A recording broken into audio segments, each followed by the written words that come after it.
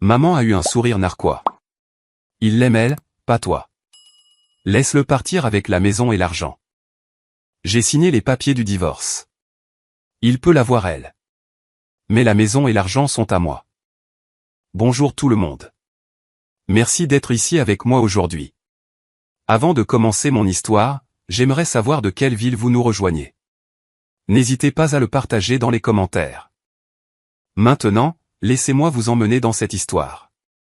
Ma mère n'a même pas scié quand elle m'a dit de céder mon mari. Elle a simplement coupé son steak, m'a regardé droit dans les yeux et a dit « Valérie, sois raisonnable. Brenda porte son enfant. Elle a plus besoin de lui que toi. » Je me suis figé. La fourchette en argent dans ma main m'a soudainement semblé lourde, comme un poids de plomb. L'air dans la salle à manger de mes parents, habituellement parfumé par le coûteux pot pourri à la lavande de ma mère, sentait maintenant une odeur étouffante de rôti de bœuf et de trahison. J'ai regardé autour de la table. Mon père fixait son verre de vin, refusant de croiser mon regard. Ma sœur, Brenda, était rayonnante, sa main posée de manière protectrice sur un léger renflement sur son ventre que je n'avais pas remarqué jusqu'à il y a 10 secondes. Et Greg, mon mari depuis 10 ans, l'homme qui m'avait embrassé pour me dire au revoir ce matin en me disant qu'il m'aimait, tenait l'autre main de Brenda. « Pardon » ai-je murmuré. Ma voix semblait faible, pathétique. C'était la voix de la petite fille qui s'excusait d'exister dans cette maison. Greg m'a enfin regardé. Ses yeux n'étaient pas remplis de culpabilité. Ils étaient remplis de défi. « Valérie, s'il te plaît, ne fais pas de scène, a-t-il dit, sur un ton condescendant, comme on parle à un enfant hystérique. Nous ne voulions pas te le dire comme ça, mais nous ne pouvions plus le cacher. Brenda est enceinte de 4 mois. Nous sommes amoureux. J'ai senti le sang quitter mon visage. 4 mois? Tu as couché avec ma sœur pendant 4 mois. Plus longtemps? Brenda est intervenue.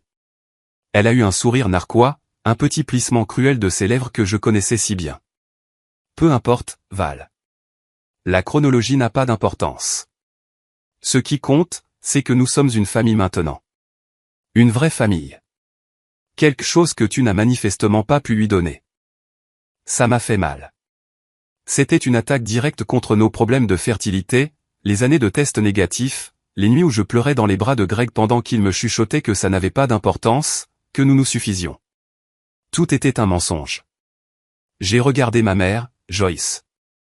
Sûrement, elle serait outrée. Sûrement, elle giflerait Greg et le mettrait à la porte.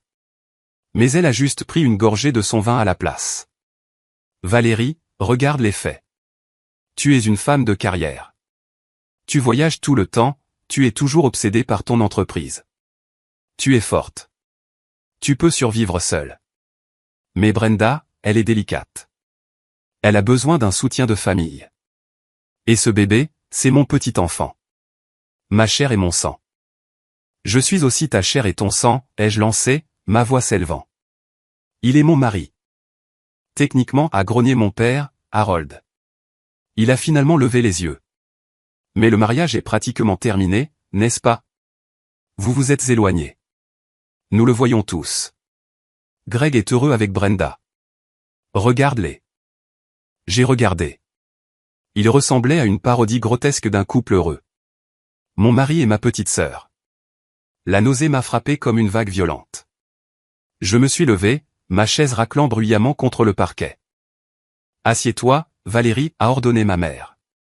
Nous devons discuter de la logistique. Greg ne peut pas simplement déménager dans une location. Il a besoin de stabilité pour le bébé. Nous pensons qu'il est préférable que tu emménages dans l'appartement en ville. Laisse la maison à Greg et Brenda.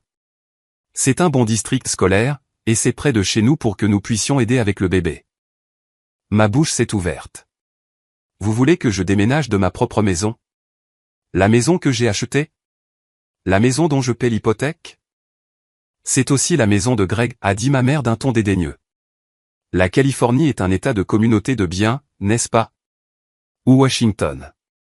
Où que nous soyons, le mariage signifie partage. De plus, tu as beaucoup d'argent.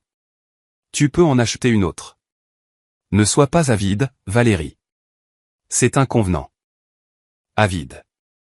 J'avais tout payé. J'ai remboursé la voiture de mes parents.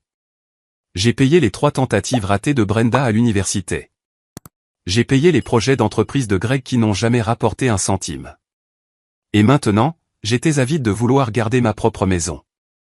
Je m'en vais, ai-je dit, attrapant mon sac à main. Mes mains tremblaient si fort que je pouvais à peine saisir la sangle. Si tu passes cette porte, a dit Greg, sa voix baissant d'une octave, essayant de paraître autoritaire, tu prouves exactement pourquoi je t'ai quitté. Tu es froide. Tu te soucies plus de tes biens que de la vie humaine. Je me soucie de la loyauté, ai-je crié. Le son a résonné contre les murs. Je me soucie que mon mari couche avec ma sœur. Baisse la voix, a sifflé ma mère. Que vont penser les voisins? Je les ai regardés une dernière fois. Le tableau de monstres. Mes parents cautionnant la trahison. Ma sœur volant ma vie. Mon mari, le traître. Je ne vous donne pas la maison, ai-je dit, ma voix tremblante mais claire. Et je ne vous donnerai pas un divorce sans me battre. Tu le feras, a dit ma mère avec confiance. Parce que si tu ne le fais pas, tu perdras cette famille pour toujours. Fais ce qu'il faut, Valérie. Sois la grande sœur pour une fois. J'ai tourné les talons et j'ai couru. Je n'ai pas regardé en arrière vers la lueur chaude de la salle à manger. J'avais juste besoin d'air. J'avais besoin de m'éloigner avant de me briser en un million de morceaux juste là, sur leur seuil. Avant de vous dire ce que j'ai fait ensuite, je veux vous remercier de m'écouter. Si vous regardez depuis Seattle ou n'importe où ailleurs, faites-le moi savoir dans les commentaires. Je lis chacun d'entre eux. La pluie à Seattle ne lave pas les choses. Elle rend juste tout gris et glissant. J'ai titubé jusqu'à ma voiture, cherchant mes clés. Ma vision était floue, non seulement à cause de la bruine incessante, mais aussi à cause des larmes chaudes et furieuses qui me brûlaient les joues. Je suis entré dans le sanctuaire de mes sièges en cuir, la voiture que j'ai achetée, me suis-je rappelé amèrement, et j'ai verrouillé les portes. Pendant un instant, je suis resté assise là, à halter, mes mains agrippant le volant si fort que mes jointures sont devenues blanches. J'ai démarré le moteur et j'ai démarré en trombe, laissant derrière moi la maison où j'avais passé une vie à essayer d'être assez bien. Je ne savais pas où j'allais. J'ai juste conduit. Je me suis engagé sur l'autoroute I-5, les essuie-glaces battant un rythme frénétique contre le pare-brise. Mon esprit tournait à toute vitesse, essayant de trouver une faille dans la réalité. Peut-être que c'était une blague, une farce malade et tordue. Peut-être que je me réveillerais dans mon lit à côté de Greg et qu'il serait chaud et sentirait son savon au bois de cèdre, et je lui raconterais ce cauchemar et il rirait et me tiendrait dans ses bras. Mais alors l'image de la main de Brenda sur son ventre a traversé mon esprit. La suffisance, l'absence totale de honte. Ce n'était pas un cauchemar. C'était ma vie. J'ai conduit sans but pendant 1 heure, les lumières de la ville se transformant en longues traînées de néon. J'ai finalement atterri sur un parking surplombant le Puget Sound. Il faisait nuit noire, l'eau invisible sauf pour le reflet de la ville. J'ai coupé le moteur et laissé le silence m'écraser. Comment a-t-il pu? J'ai repassé les 4 derniers mois. Les nuits tardives que Greg passait à faire du réseautage. Les week-ends où il allait aider ses parents avec des réparations. Il n'était pas avec ses parents. Il était avec les miens. Il était avec elle. Ils étaient tous de mèche. Chaque fois que j'allais dîner le dimanche, riait-il de moi dans mon dos? Me regardait-il, la femme stupide travaillant 80 heures par semaine pour financer leur style de vie, et se moquait-il de mon ignorance? J'ai crié. C'était un son brut, primal qui m'a déchiré la gorge. J'ai martelé le volant jusqu'à ce que mes paumes me fassent mal. J'ai crié pour les 10 années que j'avais gâchées. J'ai crié pour le bébé que je ne pouvais pas avoir et celui qu'elle portait. Puis est venu le marchandage pathétique et désespéré d'une femme en état de choc. Peut-être qu'on peut arranger ça. Une petite voix traîtresse a chuchoté dans ma tête. Peut-être si j'accepte un mariage ouvert. Peut-être si j'aide à élever le bébé. Non. J'ai regardé le siège passager. Il y avait un reçu froissé dans le porte-gobelet. Je l'ai ramassé. Il provenait d'une bijouterie, datée d'il y a 2 semaines. Un bracelet à breloques. Je n'avais pas de bracelet à breloques. Brenda en avait un. Je me suis souvenu avoir vu une nouvelle chaîne en argent à son poignet au dîner. Il lui a acheté des bijoux avec mon argent. Le chagrin a commencé à se transformer en quelque chose de plus froid. J'ai pensé à ses vœux. Pour le meilleur et pour le pire. Il a certainement aimé la partie ou pour le meilleur. Quand nous nous sommes rencontrés, j'étais juste une comptable junior et il était un agent immobilier prometteur. Nous étions égaux à l'époque. Mais alors que je gravissais les échelons, prenant des cours du soir, obtenant mon diplôme d'expert comptable, visant le poste de directrice financière, il a stagné. Et au lieu d'être fier, il en a ressenti du ressentiment. Tu m'émascules, avait-il dit une fois lors d'une dispute sur l'argent. Tu me traites comme un employé. Je m'étais excusé à l'époque. J'avais viré 10 000 $ sur son compte personnel le lendemain pour qu'il investisse dans son entreprise de conseil juste pour apaiser son ego. J'avais acheté son amour encore et encore. Et mes parents. C'est ce qui faisait le plus mal. Sois la grande sœur. C'était le mantra de mon existence.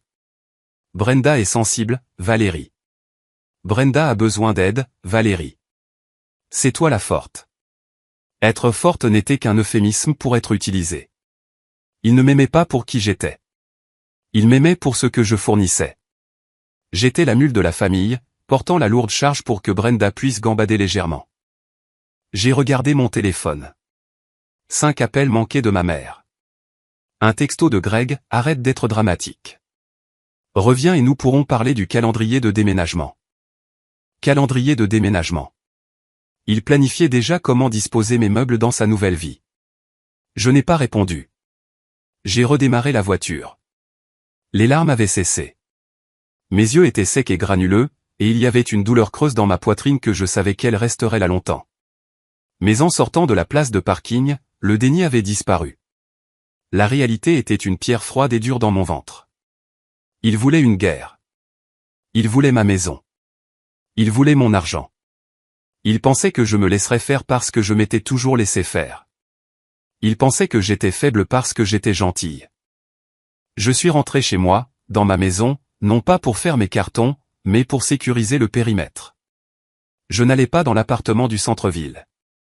J'allais dormir dans mon propre lit, même s'il sentait son odeur. Demain, je ne serai pas la fille ou l'épouse. Demain, je serai la directrice financière. Et j'étais sur le point d'auditer leur vie entière. Pour comprendre pourquoi je n'ai pas simplement retourné la table et brûlé la maison sur le champ, vous devez comprendre la hiérarchie de la famille Anderson. J'étais l'aîné, en bonne santé et robuste. Brenda est arrivée 8 ans plus tard, prématurée et maladive. Dès son arrivée dans une couveuse, aspirant de courtes bouffées d'air, elle est devenue le soleil et je suis devenu l'ombre. Ça a commencé par de petites choses. Chut, Valérie, le bébé dort. Donne ce jouet à Brenda. Elle pleure. Tu n'as pas besoin de nouvelles chaussures, Valérie. Mais Brenda a besoin de semelles orthopédiques. J'ai appris très tôt que mes besoins étaient secondaires. Mon rôle était de faciliter le bonheur de Brenda. Je me souviens de mon 16e anniversaire. J'avais économisé de l'argent en faisant du babysitting et en tondant des pelouses tout l'été pour acheter une voiture, une vieille Honda Civic. Mon père avait promis de doubler mes économies si j'obtenais que des excellentes notes. Je l'ai fait. J'ai présenté mon bulletin et mon bocal d'argent avec fierté. Mon père a regardé le bocal, puis ma mère. Valérie, ma chérie, a commencé ma mère, utilisant cette voix douce et apitoyée. Nous avons un problème. Brenda a besoin d'un appareil dentaire, du genre cher. Et le stage de danse approche. Nous ne pouvons vraiment pas nous permettre de doubler la somme en ce moment. Mais vous aviez promis, ai-je dit, la voix tremblante. Ne sois pas égoïste, a lancé mon père. Ta sœur a des problèmes d'estime de soi. L'appareil dentaire est une nécessité médicale. Tu peux prendre le bus. Ça forge le caractère. Alors, j'ai pris le bus.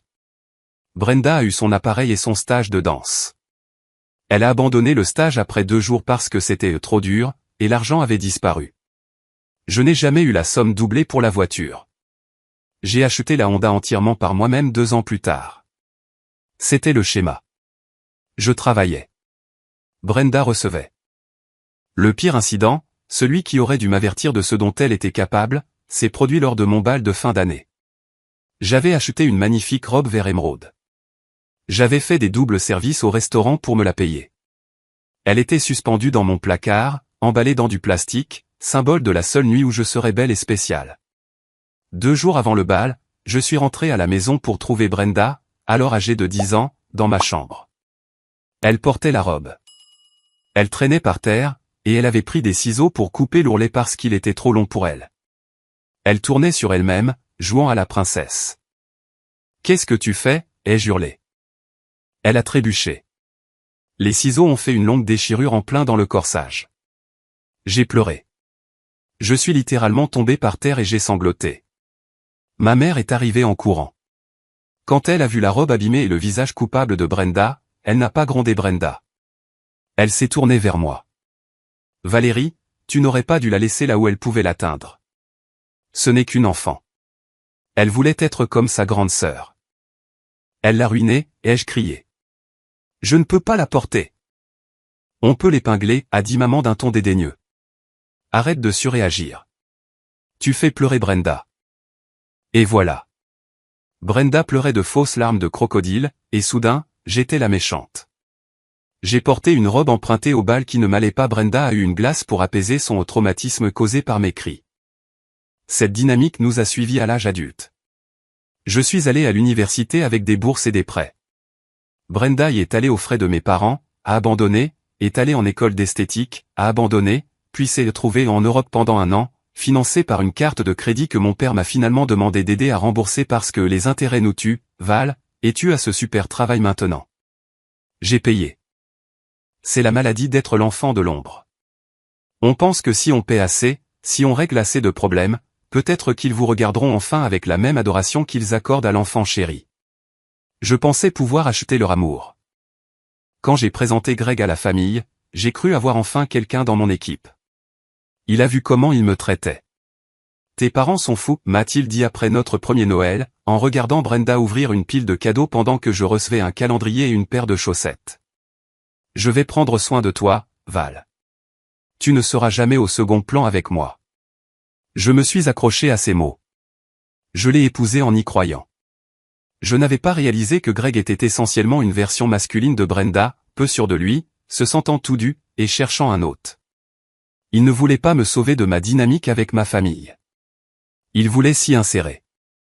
Il a vu à quel point j'étais généreuse, comment je jetais de l'argent sur les problèmes pour les faire disparaître, et il a réalisé qu'il avait touché le jackpot. Alors, quand ma mère a dit « Sois la grande sœur à cette table », cela a déclenché 3 décennies de conditionnement. Mais cela a aussi déclenché 3 décennies de rage refoulée. Je n'avais plus 16 ans. Je ne dépendais plus d'eux pour un abri ou de l'amour. J'étais directrice financière.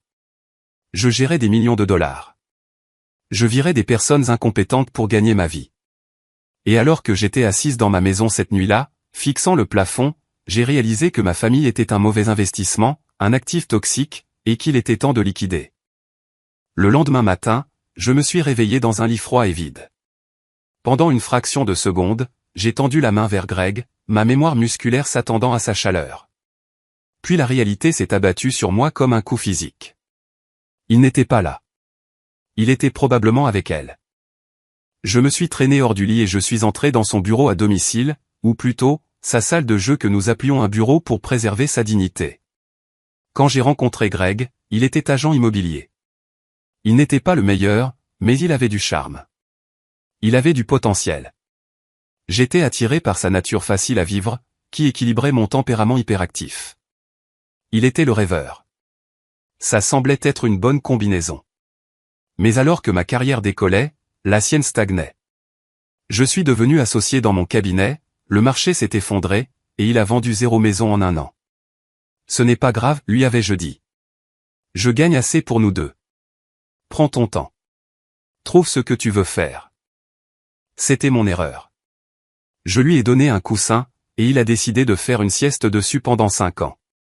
Il s'est rebaptisé consultant en affaires.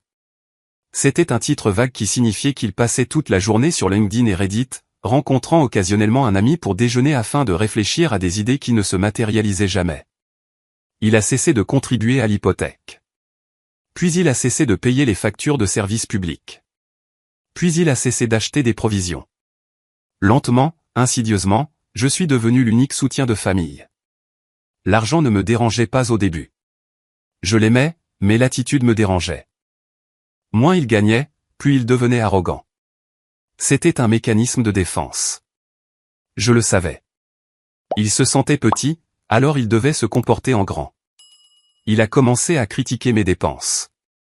As-tu vraiment besoin d'un autre costume de créateur, Val, demandait-il en portant une montre à $500 que je lui avais achetée. Tu es si matérialiste. Tu travailles trop. Tu perds le contact avec ce qui compte. Ce qui comptait, apparemment, c'était lui. Je me suis dirigé vers son bureau. C'était un désordre de papiers et de courriers non ouverts. J'ai commencé à fouiller. Un avis de paiement en retard pour une carte de crédit dont j'ignorais l'existence. Un excès de vitesse. Et puis une brochure pour un complexe de luxe à Cabo. Je me suis figé. Je reconnaissais ce complexe. J'y étais allé pour un séminaire d'entreprise 6 mois auparavant. Greg était resté à la maison parce qu'il avait une grande réunion. Je me suis connecté à mon ordinateur portable et j'ai consulté le relevé de la carte de crédit du compte joint, celui que je remplissais chaque mois pour les dépenses du ménage. C'était là. Un débit pour 2 billets d'avion pour Cabo. Des dates qui coïncidaient avec mon voyage d'affaires. Et un débit pour une chambre double. Il l'avait emmené là-bas. Pendant que j'étais en réunion, concluant des affaires pour payer notre vie, il buvait des margaritas sur la plage avec ma sœur. En utilisant mon argent. J'ai eu la nausée. Ce n'était pas seulement le sexe. C'était le financement de la trahison. Il m'avait fait payer ma propre humiliation. J'ai continué à creuser. J'ai regardé les retraits d'espèces. 5 cents par-ci. 3 cents par-là. Frais de consultation, avait-il noté dans notre application de budget. Mais en regardant les dates, 12 août, l'anniversaire de Brenda. 5 septembre, le jour où la voiture de Brenda est tombée en panne. 31 octobre, Halloween. Il subventionnait sa vie depuis des années, pas seulement des mois. Des années. Tu me fais me sentir petit, m'avait-il dit lors de notre dernier dîner d'anniversaire, le vrai, pas le désastre d'hier. Tu te promènes comme si tu étais la propriétaire juste parce que tu signes les chèques. Je n'essaie pas de le faire, avais-je répondu, me sentant coupable. Je veux juste que nous soyons en sécurité. La sécurité n'est pas sexy, Val, avait-il ricané. Le besoin est sexy. Tu n'as pas besoin de moi. Il avait raison. Je n'avais pas besoin de lui. Mais Brenda en avait besoin. Brenda était un puissant fond de besoin. Elle avait besoin d'argent. Elle avait besoin de validation. Elle avait besoin que quelqu'un la sauve.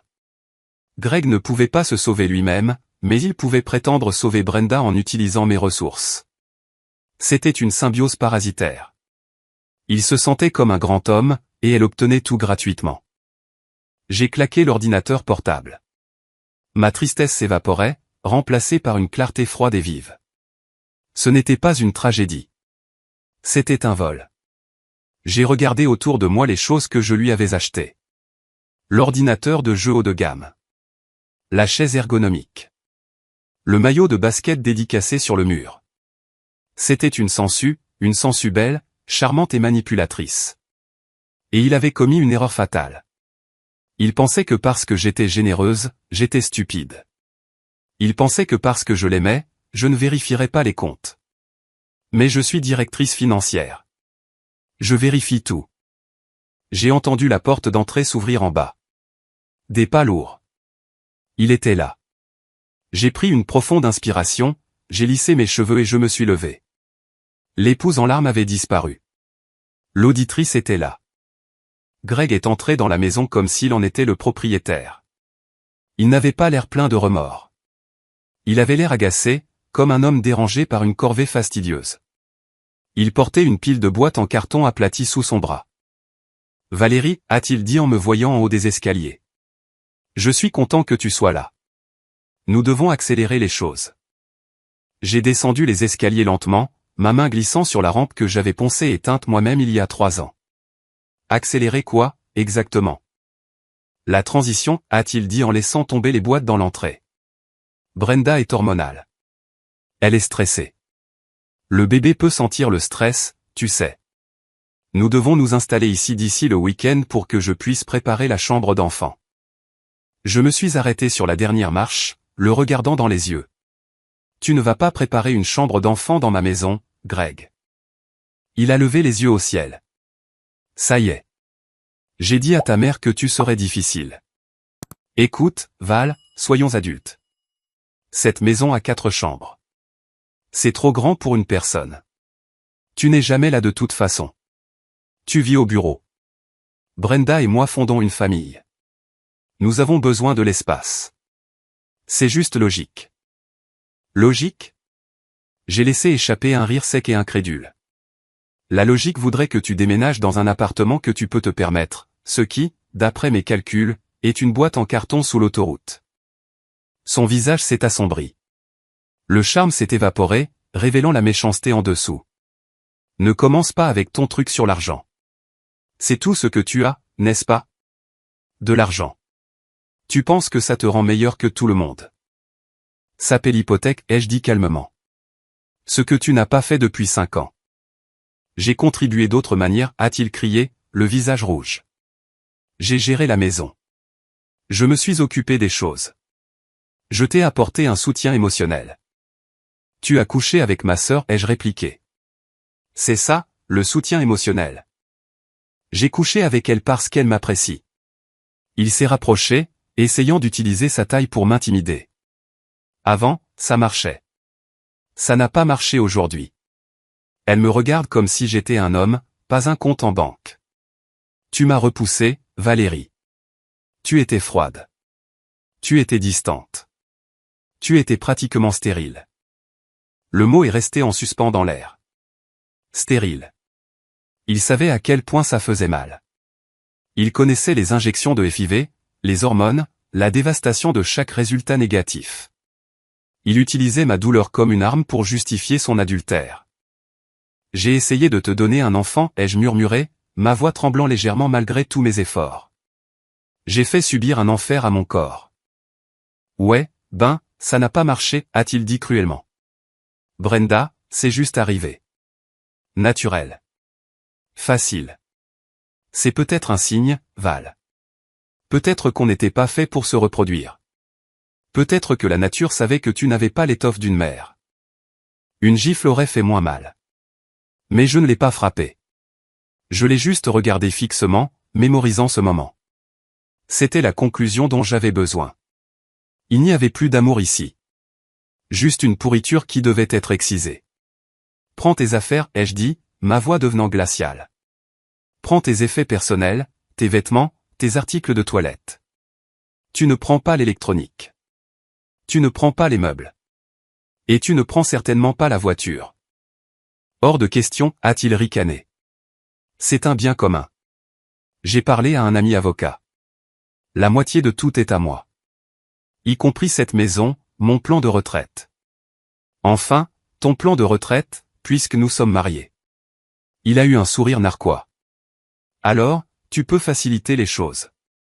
Cède-moi la maison dans le cadre du règlement et je ne toucherai pas à ton fonds de retraite. Ou nous pouvons nous battre, et je prendrai aussi la moitié de tes précieuses actions de société. C'est toi qui choisis. Il pensait m'avoir mis échec et mat. Il pensait connaître la loi. Fais tes valises, Greg, ai-je répété. Tu as 1 heure avant que je ne change les serrures. Tu ne peux pas changer les serrures. C'est une résidence conjugale. En fait, ai-je dit, vérifiant ma montre, je peux. Mais vas-y, appelle la police. J'adorerais leur expliquer pourquoi mon mari essaie d'emménager sa maîtresse enceinte, ma sœur, dans ma maison. Il m'a regardé avec colère, réalisant que je ne céderais pas. Il a attrapé les boîtes et est monté à l'étage en trombe. Je l'ai entendu claquer les tiroirs, jeter des choses. Je suis allé à la cuisine et je me suis versé un verre d'eau. Mes mains étaient stables maintenant. Il venait d'admettre sa stratégie, le chantage. Il voulait échanger ma retraite contre la maison. Il voulait me dépouiller pour construire un nid pour Brenda. Il ne connaissait pas l'existence de la société à responsabilité limitée. Il ne savait pas que la maison n'était techniquement ni à mon nom ni au sien. Il ne savait pas que la voiture était en leasing d'entreprise. Il jouait aux dames. Je jouais aux échecs en 4 dimensions. Je l'ai regardé descendre 3 valises 20 minutes plus tard. Il avait aussi attrapé la PlayStation. Je l'ai laissé la prendre. C'était un petit prix à payer pour le faire sortir. Tu auras des nouvelles de mon avocat, a-t-il craché en sortant. Ne pense pas que tu as gagné. Maman et papa sont de mon côté. Tout le monde est de mon côté. Tu vas finir vieille femme seule et amère avec rien d'autre que tes chats et tes feuilles de calcul. Au revoir, Greg, ai-je dit. Il a claqué la porte si fort que les fenêtres ont tremblé. Je me suis approché et j'ai verrouillé la porte à double tour. Puis j'ai fait glisser la chaîne. J'étais seul dans la grande maison silencieuse, mais pour la première fois depuis des années, elle ne semblait pas vide. Elle semblait propre. La paix, cependant, fut de courte durée. Greg n'était pas seulement parti. Il était allé directement au quartier général, la maison de mes parents, et avait activé le réseau. En psychologie, on les appelle les singes volants, les personnes qu'un agresseur manipule pour tourmenter sa victime. Ma famille en était une véritable force aérienne. Cela a commencé par une notification sur mon téléphone environ 10 minutes après le départ de Greg. Puis une autre. Puis un déluge. Tante Linda, Valérie, j'ai entendu ce qui s'est passé. Je suis tellement déçu par toi. Mettre à la rue le père d'une femme enceinte. Est-ce très chrétien? Cousin Mike, mec, laisse la maison à Greg. Tu es riche. Ne sois pas une salope. Même ma grand-mère, qui savait à peine envoyer des textos, la famille est de la famille. Honte à toi. Ils avaient parfaitement ficelé le récit. Dans leur version, j'étais la baronne vengeresse punissant les amants maudits. Personne n'a mentionné l'adultère. Personne n'a mentionné la trahison de la sœur. Tout était centré sur le bébé innocent et mon égoïsme. Puis est venu l'email. L'objet était simplement une résolution. Il venait de mon père, avec ma mère, Greg et Brenda en copie.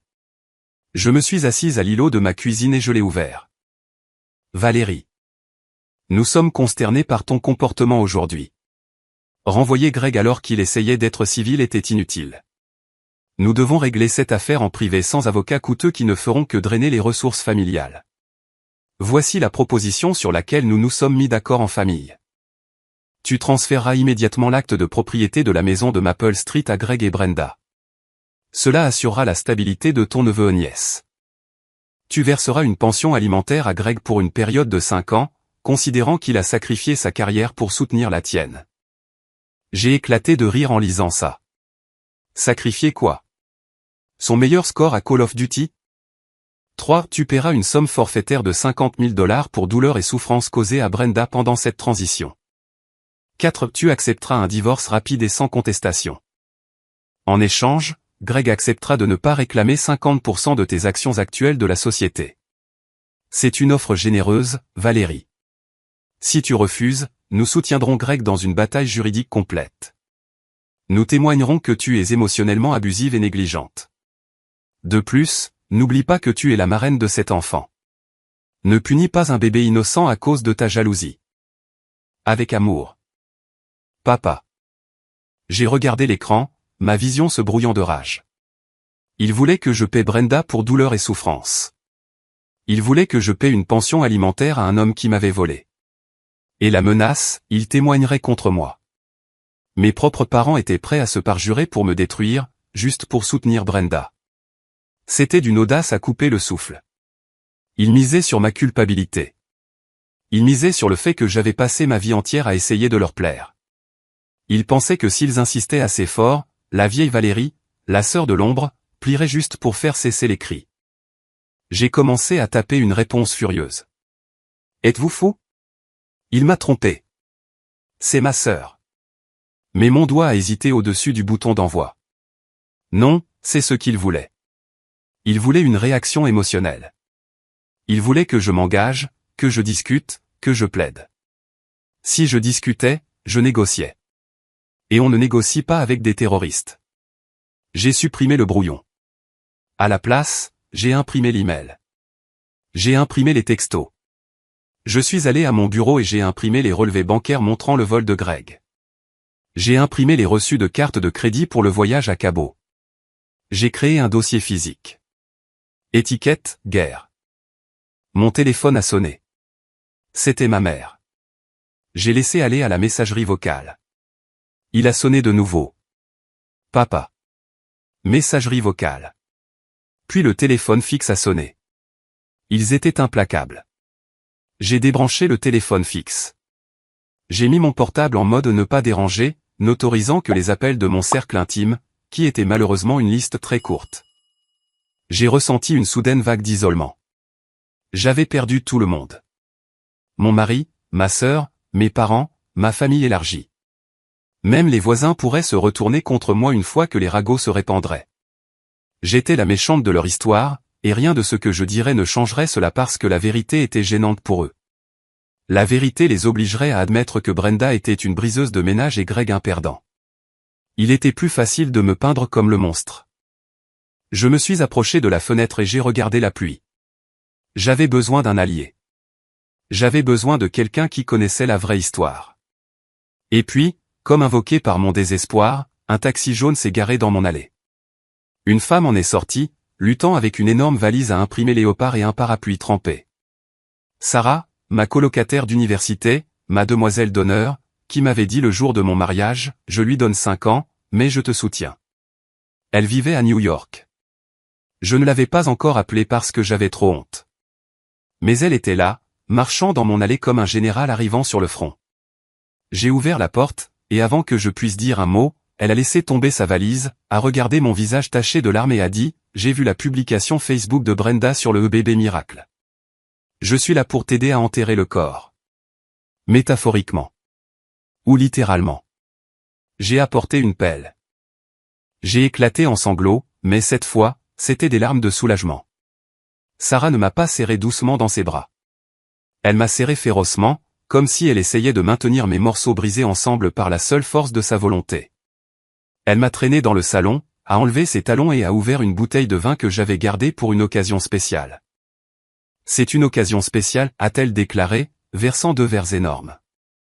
C'est le jour où tu te réveilles enfin. Nous nous sommes assises par terre et je lui ai tout raconté.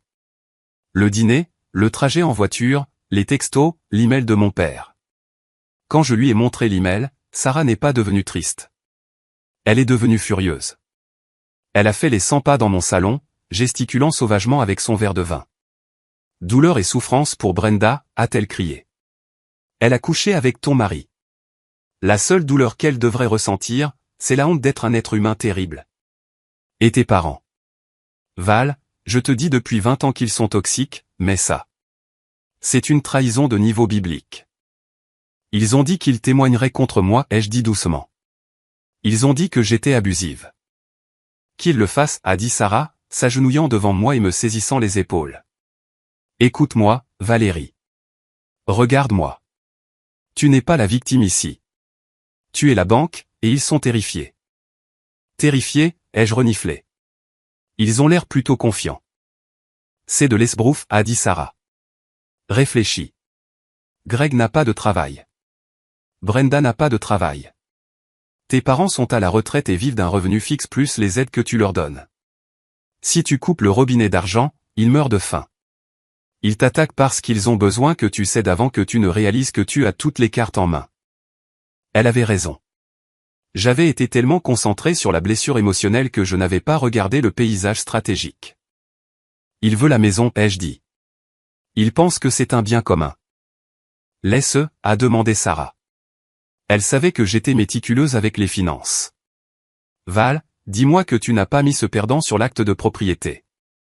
J'ai réussi un faible sourire. J'ai acheté la maison avant le mariage. Elle est au nom de la société à responsabilité limitée V. Anderson Holdings. Je l'ai mise là pour la protection de la responsabilité à cause de mon travail. Les yeux de Sarah se sont écarquillés. Et le contrat de mariage? S'il te plaît, dis-moi que tu lui en as fait signer un. Je l'ai fait, ai-je dit. Mon patron de l'époque a insisté. Greg l'a signé sans le lire parce qu'il voulait prouver qu'il ne se souciait pas de l'argent. Mais je ne l'ai pas regardé depuis 10 ans. Je ne me souviens pas des clauses spécifiques. Alors on le trouve, a ordonné Sarah. Ce soir, on trouve chaque bout de papier. On construit une forteresse. Et demain, on passe en mode nucléaire. Nous avons passé les 4 heures suivantes à retourner mon bureau. Nous avons trouvé le contrat de mariage dans un coffre-fort au fond du placard. Nous avons trouvé des déclarations d'impôts. Nous avons trouvé les relevés de cartes de crédit que j'avais imprimés plus tôt. Pendant que nous travaillions, Sarah maintenait un flux constant de rappels à la réalité. Il t'a dit que tu étais stérile, a-t-elle demandé en triant les reçus. Val, ne m'as-tu pas dit une fois que Greg a refusé de se faire tester? J'ai fait une pause. Oui, il a dit que ses garçons allaient bien. Il ne voulait pas aller chez l'urologue. Il a dit que le problème venait manifestement de moi à cause de mon stress. Bien sûr, a reniflé Sarah. Ou peut-être que c'est lui le problème et que Brenda s'est fait engrosser par le plagiste et qu'il mette ça sur le dos de Greg parce que c'est lui qui a la femme riche. Je me suis arrêté net. La pensée ne m'avait même pas effleuré. Brenda ne ferait pas ça. Greg ne serait pas aussi stupide. Greg est exactement aussi stupide, a dit Sarah. Et Brenda est exactement aussi manipulatrice. Nous devons ajouter un test de paternité à ta liste d'exigences. À 3 heures du matin, nous avions une pile de preuves. Les frais de consultation qui étaient en réalité des cadeaux pour Brenda, la chronologie de l'affaire basée sur les localisations des cartes de crédit, le contrat de mariage, qui, à la relecture, avait une clause d'infidélité dévastatrice. J'ai regardé la pile de papier. C'était laid. C'était une chronique de ma stupidité et de leur cupidité. Mais c'était aussi des munitions. Tu réalises ce que tu dois faire, n'est-ce pas, a dit Sarah, versant le dernier verre de vin. Tu ne peux pas simplement divorcer de lui. Tu dois les détruire. Si tu leur donnes un pouce, ils prendront tout. Tu dois adopter la technique de la roche grise. Pas d'émotion, juste la loi. Je sais, ai-je dit. La tristesse avait maintenant complètement disparu, remplacée par une froide résolution. J'ai besoin d'un requin. Pas d'un avocat de famille. Un requin. Diane Miller, a dit Sarah. Elle s'est occupée du divorce de ma cousine. Elle mange les maris infidèles au petit déjeuner. Je vais prendre rendez-vous pour 9 heures du matin. J'ai regardé mon téléphone. Un autre texto de mon père. Nous attendons ta réponse, Valérie. Ne nous oblige pas à venir là-bas. J'ai tapé une réponse cette fois. Je répondrai par l'intermédiaire de mon conseil juridique. Ne me contactez plus ou je porterai plainte pour harcèlement. J'ai appuyé sur envoyer. Puis j'ai bloqué le numéro. Bien, a dit Sarah. Maintenant, va dormir. Demain, nous partons en guerre. Je me suis allongé sur le canapé, incapable de retourner dans le lit que Greg avait souillé. J'ai fermé les yeux, mais je n'ai pas dormi. J'ai visualisé le plan. Il voulait une méchante. Très bien. Je serai la méchante. Je serai le pire cauchemar qu'il puisse imaginer. Une femme qui connaît sa valeur et qui a les reçus pour le prouver. Le bureau de Diane Miller était tout en verre et en acier, situé au 40e étage d'un gratte-ciel du centre-ville. Il criait cher, ce qui était exactement ce que je voulais. Diane elle-même était une femme dans la cinquantaine avec une coupe au carré acérée et des yeux qui semblaient pouvoir percer un coffre-fort au laser. Elle a écouté mon histoire sans m'interrompre, prenant des notes sur un bloc-notes jaune. Sarah était assise à côté de moi, hochant la tête en signe de validation. Quand j'ai fini, Diane a pris une gorgée d'eau et a regardé la pile de documents que j'avais apportés. D'accord, a-t-elle dit, sa voix calme et autoritaire. Voyons les dégâts. Elle a d'abord pris le contrat de mariage. Elle l'a parcouru, ses sourcils se haussant légèrement. Qui a rédigé ça? Mon ancien conseiller juridique d'entreprise, ai-je dit. Est-il valide? Il est blindé, a dit Diane, un petit sourire jouant sur ses lèvres. Section 4, paragraphe B. En cas d'infidélité avérée, la partie fautive renonce à toute prétention sur l'appréciation des biens matrimoniaux et renonce à tous les droits à une pension alimentaire. Et regardez cette définition de l'infidélité. Elle inclut les liaisons émotionnelles et le détournement financier. Elle a levé les yeux vers moi. Greg n'a pas lu ça, n'est-ce pas? Il a dit que le jargon juridique lui donnait mal à la tête, ai-je admis. Tant mieux pour nous, a dit Diane. Maintenant, parlons de la maison. Vous avez dit qu'elle est dans une société à responsabilité limitée. V. Anderson Holdings LLC, ai-je confirmé. Je l'ai acheté 6 mois avant le mariage. Et avez-vous jamais ajouté son nom à la liste des membres de la société? Non. Avez-vous utilisé des fonds communs pour payer l'hypothèque? Parfois, ai-je hésité. Depuis le compte joint. Diane a froncé les sourcils. Cela crée un problème de confusion des patrimoines. Il pourrait prétendre avoir contribué à la valeur nette. Mais, ai-je interrompu, sortant la feuille de calcul que Sarah et moi avions faite la nuit dernière, je peux prouver que chaque dollar sur le compte joint provenait de mon salaire. Greg n'a pas déposé un centime en 5 ans. En fait, ces registres montrent qu'il a retiré des fonds communs pour un usage personnel, des jeux d'argent, des cadeaux pour Brenda, des voyages. Diane a pris la feuille de calcul.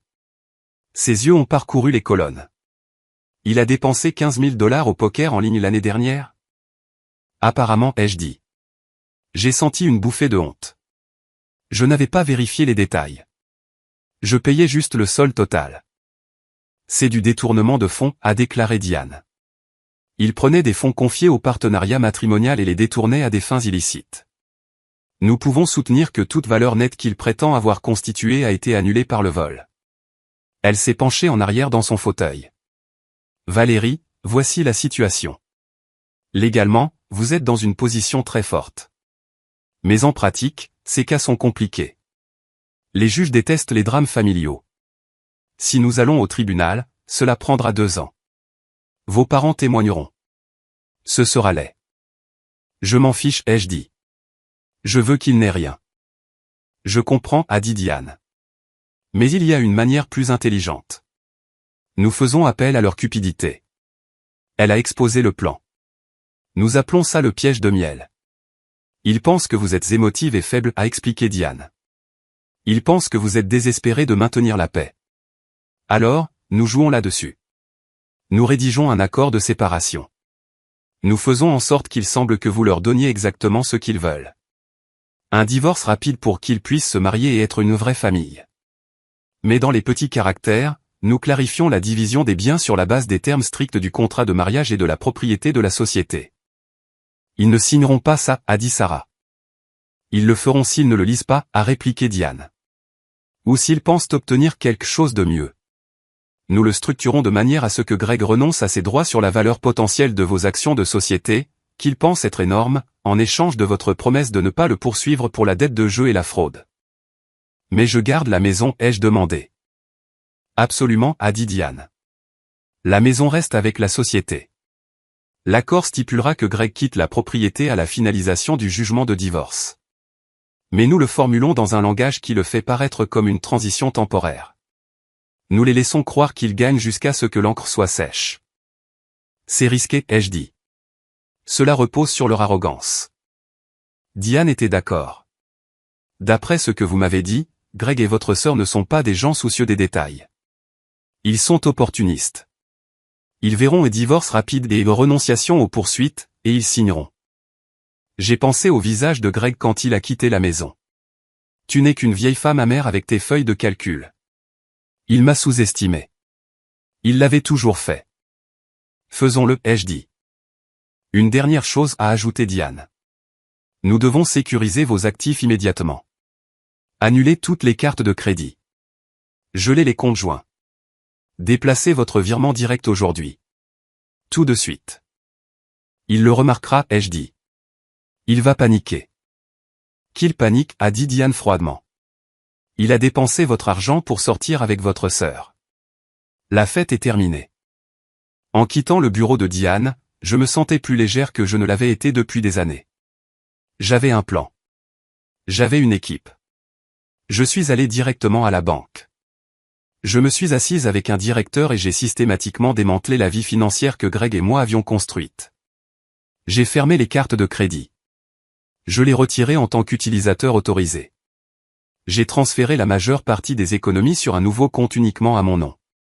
En sortant de la banque, mon téléphone a vibré. Une notification de l'application de la carte de crédit. Transaction refusée, Starbucks, 14,50 $. Il achetait du café pour 2. Probablement un latte pour lui et un décaféiné pour Brenda. Et pour la première fois, la carte n'a pas fonctionné. J'ai souri. C'était une petite victoire mesquine, mais elle avait un goût sucré. Désolé, Greg, ai-je murmuré au téléphone. On dirait que tu paies en espèces aujourd'hui. Mais le vrai test approchait. Je devais aller les voir. Je devais les regarder dans les yeux et prétendre que j'étais brisé. Tout en tenant le couteau qui allait couper le cordon. J'ai envoyé un texto à mon père. Je suis prêt à parler. Retrouvons-nous. Le piège était tendu. Maintenant, je devais juste m'assurer de ne pas vomir en les voyant. Le café que j'ai choisi pour la réunion était un terrain neutre. Il se trouvait à mi-chemin entre la maison de mes parents et mon bureau, une chaîne d'entreprise stérile avec un éclairage fluorescent et une musique de jazz juste un peu trop forte. Je suis arrivé 15 minutes en avance, non pas parce que j'étais impatiente, mais parce que je devais me mettre dans mon personnage. J'ai vérifié mon reflet dans la vitre sombre. J'avais porté mon plus vieux cardigan, celui avec une légère bouloche sur la manche, et j'avais sauté mon anti-cerne habituel. J'ai laissé mes épaules s'affaisser. Je devais avoir l'air de l'épouse vaincue, la femme qui avait tout perdu et qui était désespérée de sauver un lambeau de dignité. Diane était assise à côté de moi, impeccable et professionnelle, mais elle avait adouci son regard habituellement acéré. « N'oubliez pas » a-t-elle chuchoté en faisant glisser un épais document sur la table. « Vous n'êtes pas la directrice financière aujourd'hui. Vous êtes la sœur au cœur brisé. Laissez-les penser qu'ils vous rendent service en signant ça. » J'ai hoché la tête, l'estomac noué. Ce n'était plus de la peur. C'était de l'anticipation. C'était la sensation de regarder un grand 8 avancer lentement vers la descente. Greg et mon père sont arrivés ensemble. Greg avait l'air fatigué mais suffisant, portant une veste de costume que je lui avais achetée il y a 3 Noëls. Mon père marchait avec cette démarche raide et moralisatrice qu'il adoptait quand il se sentait l'autorité morale dans la pièce. Ils se sont assis sans se serrer la main. Greg ne voulait pas croiser mon regard. « Valérie » a commencé mon père, sa voix légèrement tonitruante. « Je suis content que tu aies repris tes esprits. Nous ne voulons pas de guerre. Nous voulons juste ce qu'il y a de mieux pour le bébé. » « Je sais, papa » ai-je dit, laissant ma voix se briser juste assez. J'ai fixé mes mains, tournant mon alliance, que je portais encore pour les faits. J'ai beaucoup réfléchi à ce que maman a dit sur le fait d'être la grande sœur. Greg a levé les yeux, l'intérêt piqué. « Alors, tu acceptes les conditions ?» Diane est intervenue en douceur. Valérie convient qu'une bataille juridique prolongée serait préjudiciable à la santé de tout le monde. Elle est prête à accorder le divorce immédiatement. Elle est également disposée à renoncer à son droit de vous poursuivre, Greg, pour les irrégularités comptables que nous avons trouvées. Greg a tressailli. Des irrégularités ? Je vous ai dit que c'était des frais de consultation. Quoi qu'il en soit, a poursuivi Diane, agitant une main dédaigneuse. Valérie est prête à laisser tomber. Dans un esprit d'aller de l'avant. J'ai levé les yeux vers Greg, invoquant chaque once de tristesse que je pouvais rassembler. Je ne veux pas me battre contre toi, Greg. Je t'aimais. Si Brenda est celle que tu veux, si elle peut te donner la famille que je ne pouvais pas. J'ai fait une pause, essuyant une fausse larme. Alors je ne me mettrai pas en travers de ton chemin. Mon père a laissé échapper un long soupir, ses épaules se détendant. Bonne fille, Valérie. Je savais que tu avais un cœur. Cependant, a dit Diane, faisant glisser le document vers eux. Pour rendre cela juridiquement contraignant et rapide, afin que vous puissiez épouser Brenda avant l'arrivée du bébé, nous devons signer l'accord de règlement aujourd'hui. Il accorde le divorce pour cause de différends irréconciliables. Il stipule que chaque partie conserve les biens actuellement en sa seule possession et renonce aux créances sur les revenus futurs de l'autre. Greg a froncé les sourcils, regardant l'épaisse pile de papier. Et la maison ? L'email disait que j'obtenais la maison. L'accord stipule que vous maintiendrez votre résidence à l'adresse de Maple Street, a dit Diane prudemment, en utilisant une formulation très spécifique, et que Valérie quittera les lieux. Il inclut également une clause où Valérie accepte de ne pas chercher à se faire rembourser les 45 000 $ de fonds matrimoniaux que vous avez dépensés pour des relations externes. Les yeux de Greg se sont écarquillés en voyant le chiffre. Il a regardé mon père. Il savait que si ce chiffre sortait au tribunal, il aurait l'air d'un voleur. Et la pension alimentaire, a demandé Greg, avide jusqu'au bout. Je ne peux pas te verser de pension alimentaire, Greg, ai-je murmuré. Mais je renonce à la maison. Je te donne un foyer pour ton enfant. N'est-ce pas suffisant? Mon père a poussé Greg du coude. Accepte l'accord, mon fils. Une maison à Seattle vaut une fortune. Elle te donne la valeur nette. Ne la pousse pas. Greg a regardé le document. Il a rapidement tourné les pages. J'ai retenu mon souffle. S'il lisait la section 12 concernant les entités tierces ou les droits de propriété des sociétés à responsabilité limitée, le jeu était terminé. Mais il survolait. Il cherchait des signes de dollars et le mot maison. Il s'est arrêté à la page de signature. Il a pris le stylo. Ça veut dire que c'est fini, a-t-il demandé en me regardant. Pas de retour en arrière. Tu ne vas pas t'en prendre à mes idées d'affaires. Je ne toucherai pas à tes idées d'affaires, Greg, ai-je dit. C'était facile à promettre plus qu'il n'en avait aucune. Et tu nous laisseras tranquilles. Je veux juste disparaître, ai-je dit doucement. Il a eu un sourire narquois. La victoire était dans ses yeux. Il pensait m'avoir brisé. Il pensait avoir gagné la maison, la fille et la liberté, tout en me laissant payer la note. En ce moment, alors que je regarde sa main planer au-dessus du papier, je sais qu'il n'y a pas de retour en arrière possible. Je suis sur le point d'atomiser ma vie entière pour en construire une nouvelle. Mon cœur bat contre mes côtes, non pas de chagrin, mais de l'adrénaline de la mise à mort. Si vous écoutez encore cette histoire, s'il vous plaît, aidez-moi en aimant cette vidéo et en commentant le chiffre ainsi dessous. Cela me fait savoir que vous êtes incroyable et que vous êtes à mes côtés dans cette aventure. Votre soutien est énorme pour moi.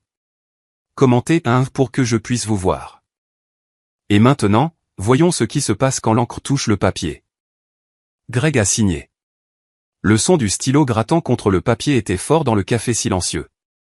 Gratte. Gratte. Le son d'un homme signant son propre arrêt de mort. Mon père a signé en tant que témoin, rayonnant comme s'il signait un traité de paix qui mettait fin à une guerre qu'il avait commencée. Voilà, a dit papa, refermant le stylo et repoussant les documents vers Diane. Ce n'était pas si difficile, n'est-ce pas? Maintenant, nous pouvons tous aller de l'avant. Oui, ai-je dit en me levant. Mes jambes semblaient tremblantes, mais je les ai forcées à tenir. Je vais finir de faire mes cartons ce week-end. Tu pourras avoir les clés lundi. Lundi, c'est bien, a dit Greg, sortant déjà son téléphone, probablement pour annoncer la bonne nouvelle à Brenda. Assure-toi de laisser la machine à laver et le sèche-linge. Brenda a beaucoup de vêtements de bébé à laver. J'ai hoché la tête, me mordant l'intérieur de la joue si fort que j'ai goûté le sang métallique. Bien sûr. La machine à laver et le sèche-linge restent. Je suis sorti du café avec Diane, maintenant ma posture affaissée jusqu'à ce que nous tournions le coin et soyons hors de vue. Dès que nous avons été à l'abri des regards, j'ai redressé ma colonne vertébrale et j'ai inspiré une grande bouffée d'air humide de Seattle. On l'a eu, ai-je demandé à Diane, ma voix stable. Diane a brandi le dossier, un sourire malicieux se dessinant sur son visage. On l'a eu. Il a renoncé à la communication des pièces. Il a renoncé à la pension alimentaire. Et surtout, il a signé la reconnaissance que tous les biens détenus par des entités corporatives tierces sont exclus du patrimoine matrimonial. Il pense que la maison est un bien matrimonial, ai-je dit, une bulle de rire hystérique montant dans ma gorge. Il le pensait, a corrigé Diane. Légalement, il vient d'accepter que V. Anderson Holdings LLC est une entité tierce et qu'il n'a aucune prétention dessus. Il vient de s'expulser lui-même. Le week-end fut un brouillard de jeux surréaliste. Je suis retourné à la maison, ma maison, et j'ai fait mes cartons. Mais je n'ai pas tout emballé. J'ai emballé mes vêtements, mes bijoux, mes documents personnels et les choses qui n'avaient de valeur sentimentale que pour moi. Mes parents sont venus dimanche pour superviser, s'assurant que je ne volais rien qui appartenait au bébé. Brenda était là, assise sur mon canapé, mangeant mes encas, indiquant à Greg où accrocher un nouveau tableau hideux qu'elle avait acheté. Valérie, a appelé Brenda alors que je fermais une boîte de livres. Laisse l'aspirateur Dyson, d'accord? J'ai mal au dos. Je ne peux pas en pousser un lourd. Je l'ai regardée. Elle rayonnait du triomphe de l'enfant chéri qui avait finalement obtenu le prix ultime. Elle avait pris mon mari, ma maison et mon avenir. Du moins, c'est ce qu'elle pensait. Bien sûr, Brenda, ai-je dit. Et la machine à expresso, a-t-elle ajouté. Greg dit que tu fais un excellent café. Je dois apprendre. Garde-la. Ma mère est entrée dans la pièce en secouant la tête. Tu vois, Valérie, ça fait du bien de donner, n'est-ce pas? Tu as tellement. Il est juste de partager avec les moins fortunés. Ça me clarifie les idées, ai-je dit. Eh bien, n'aie pas l'air si aigri, a réprimandé maman. Tu es une femme libre maintenant. Tu peux te concentrer sur ta carrière. C'est ce que tu as toujours voulu, non? Pas de mari pour qui cuisiner, pas d'enfant dont il faut s'inquiéter, juste toi et ton argent. Le dédain dans sa voix quand elle a dit l'argent était palpable, pourtant elle se tenait dans la maison que mon argent avait achetée, portant un pull que mon argent avait payé. Oui, maman, ai-je dit en ramassant la dernière boîte. Juste moi et mon argent. Je me suis dirigé vers la porte. Greg se tenait là, tenant les clés que je devais rendre. Sans rancune, Val, a-t-il dit, offrant une main que j'ai refusé de serrer. Idéalement, nous pouvons toujours être amis pour la famille. Amis, ai-je répété, le regardant droit dans les yeux. Au revoir, Greg. Profite de la maison. Imprègne-t'en vraiment. Je lui ai tendu un jeu de clés. C'étaient les anciennes clés. J'avais déjà programmé le serrurier pour lundi matin, 1 heure après la signification de l'avis d'expulsion, mais il n'avait pas besoin de le savoir encore. Je me suis dirigé vers ma voiture, la voiture de location que j'avais prise parce que j'avais caché ma voiture de fonction dans un garage recommandé par Diane. Je suis parti, les regardant dans le rétroviseur, mes parents faisant des signes de la main, Greg et Brenda s'embrassant sur le seuil. C'était l'image parfaite d'une famille heureuse. J'ai conduit 2 pâtés de maison, je me suis garé et j'ai vomi dans un buisson. La comédie était terminée. La nausée de prétendre être faible, de prétendre accepter leur abus, m'a finalement rattrapé. Je me suis essuyé la bouche, j'ai bu une gorgée d'eau et je me suis regardé dans le miroir. Tu l'as fait, ai-je murmuré. Maintenant, brûle tout. Les 30 jours suivants furent une leçon de patience. Dans l'État de Washington, il y a une période d'attente pour le divorce, même non contesté. Mais comme nous avions déposé l'accord de règlement immédiatement, le compte à rebours jusqu'au jugement final était lancé. Pendant ce temps, j'ai vécu dans un appartement de fonction que mon entreprise possédait. Je suis allé travailler. J'ai souri en réunion. J'ai ignoré les publications Instagram que Brenda mettait en ligne. Tellement béni de construire un nid avec mon âme sœur dans notre maison de rêve, légendée avec une photo de ses pieds sur ma table basse. Progrès de la chambre d'enfant, montrant Greg peignant ma chambre d'amis d'un bleu criard.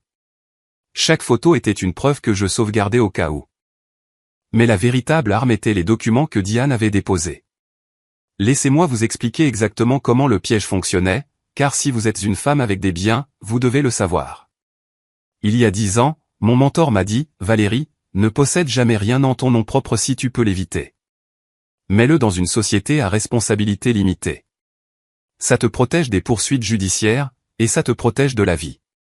Ainsi, V. Anderson Holdings LLC possédait la maison de Maple Street. Elle possédait la voiture. Elle possédait mes comptes d'investissement. Quand j'ai épousé Greg, il a signé un contrat de mariage. Il était paresseux, donc il ne l'a pas lu.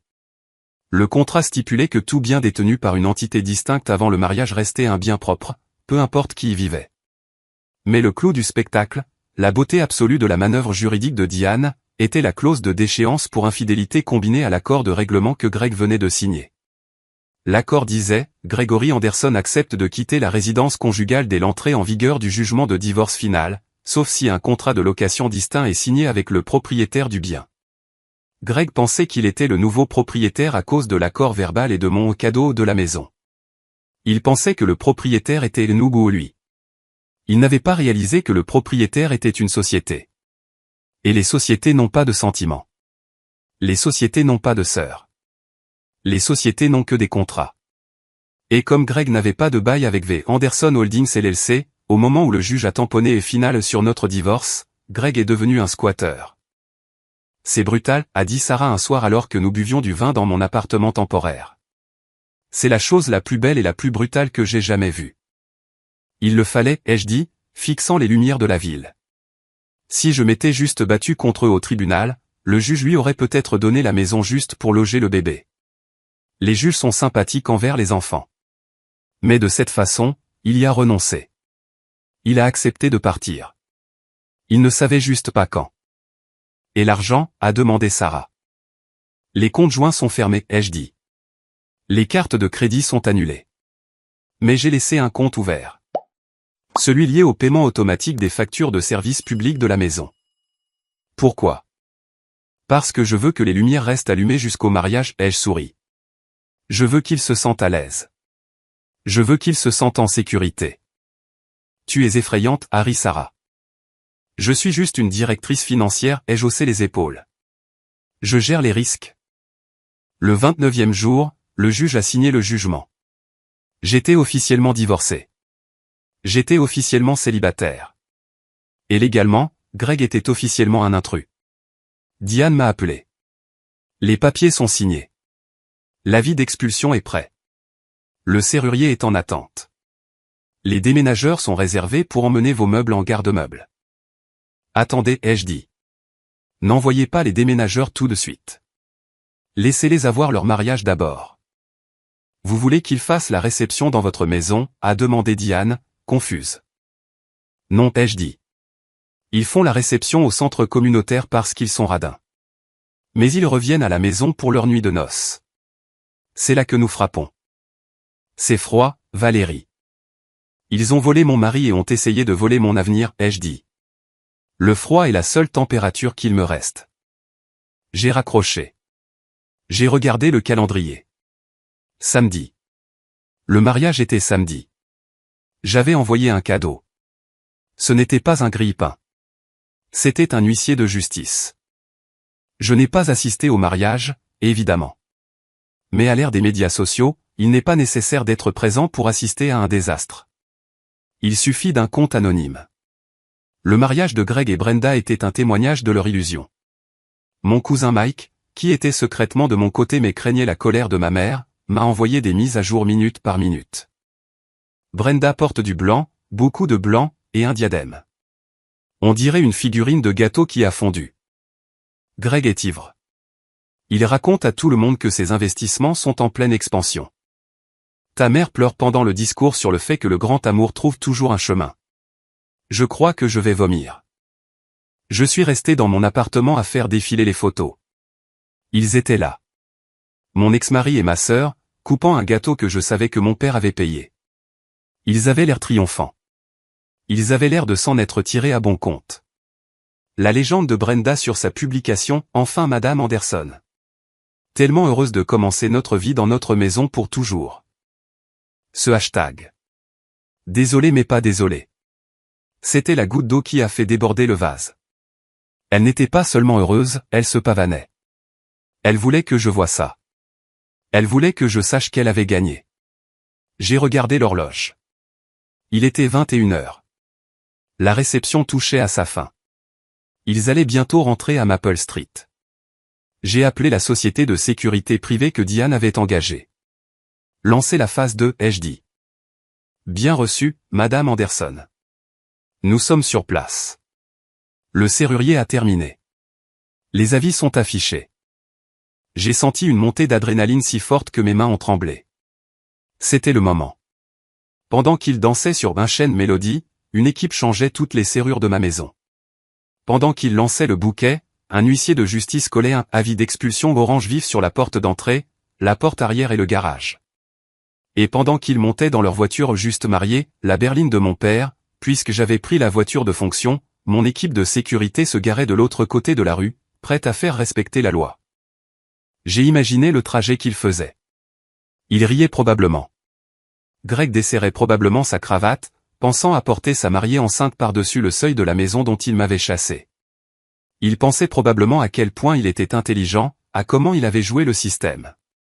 Il ne savait pas que le système était truqué contre lui depuis le début. Je me suis versé un verre d'eau pétillante. Je n'avais pas besoin d'alcool pour anesthésier ça. Je voulais ressentir chaque seconde.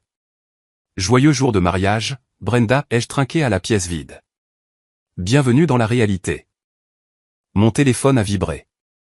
C'était encore Mike. Ils viennent de partir. Ils arrivent vers chez toi.